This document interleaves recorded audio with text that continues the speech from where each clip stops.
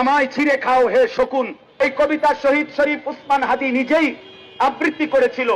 সে বলেছিল যে আধিপত্যবাদের দোসররা আমার সারা দেহ ছিঁড়ে ছিঁড়ে খাও, কিন্তু আমার মাথা খাইও না, অর্থাৎ আমি মাথা বিক্রি করব না।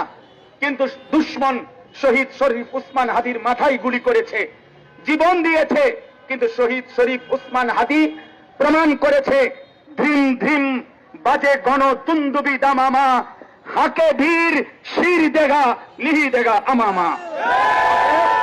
আজকে ইনশাআল্লাহ এই জমিনে আমরাও আল্লাহর কসম করে বলি, 18 কোটি জনগণের পবিত্র শিরায় 1 ফোঁটা রক্ত থাকতে আমার মাতৃভূমির 1 ইঞ্চি জমিন ভারতের বেঈমান তোরা নিতে পারবি না।